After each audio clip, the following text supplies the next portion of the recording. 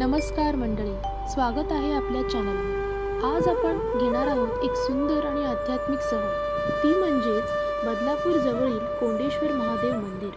श्रावण महिना सुरू झालाय मित्रांनो, आणि हे मंदिर आहे भक्ती, निसर्ग आणि पावसाच्या सौंदर्याचा अनोखा संगम।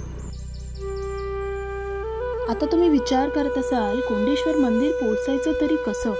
कोंडेश्वर मंदिर पोहोचणं खूप सोपं आहे। रेल्वेने जायचा विचार आहे तर तुम्ही बदलापूर स्टेशनला उतरून तिकडून तुम्ही ऑटो पकडू शकता। अंतर सुमारे 4 ते 5 किलोमीटर आहे। रोड ट्रिपने जायचा विचार आहे तर मुंबई किंवा ठाणे परिसरातून गाडीने तुम्ही सहज तिथे पोहोचू शकता। आपला गुगल मॅप आहेच। पावसाळ्यात रोड ट्रिपचा आनंद दुप्पट होतो मित्रांनो, तुम्ही नक्की जाऊन बघा।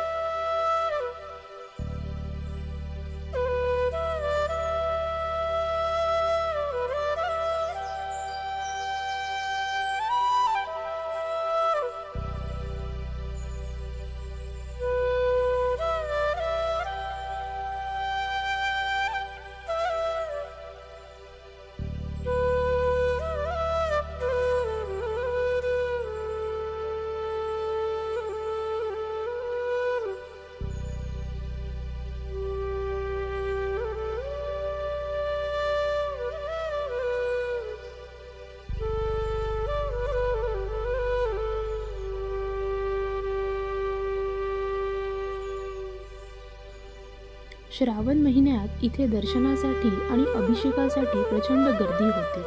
सोमवारी तर इथे भोळ्या शंकराला दूध, बेलपत्र, गंगाजल अर्पण करण्यासाठी भक्तांची रांग लागलेली असते।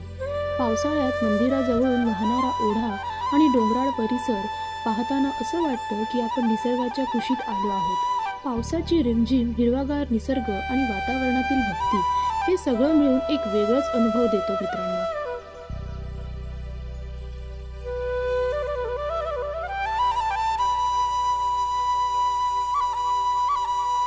मंदिराचा इतिहास पाहता कोंडेश्वर मंदिर हे एक प्राचीन शिव मंदिर आहे।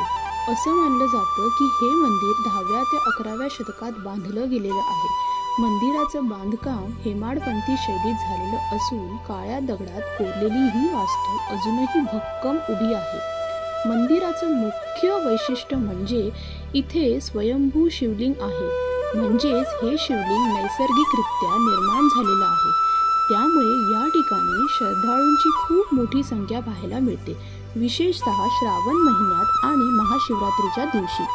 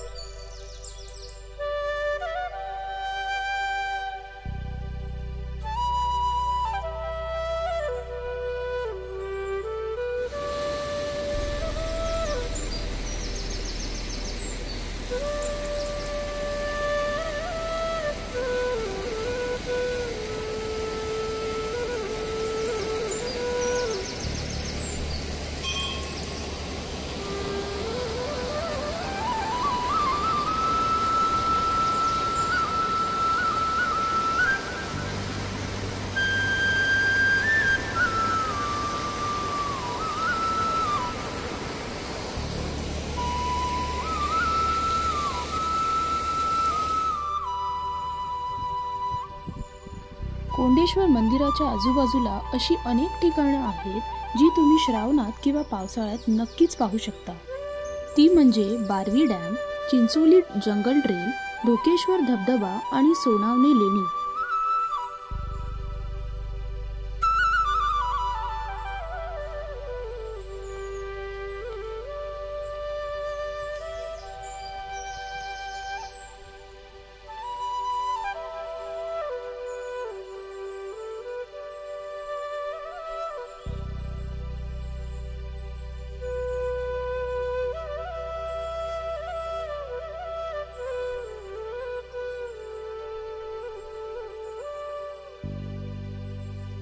श्रावण महिना, निसर्ग संपन्न परिसर आणि शिवभक्तीचं अद्वितीय मिलन याचा अनुभव जर तुम्हाला घ्यायचा असेल तर बदलापूरचं कोंडेश्वर महादेव मंदिर ही एक परिपूर्ण यात्रा ठरेल। जर तुम्हाला हा व्हिडिओ आवडला असेल तर नक्की लाईक करा, चॅनलला सबस्क्राईब करा आणि व्हिडिओ शेअर करा।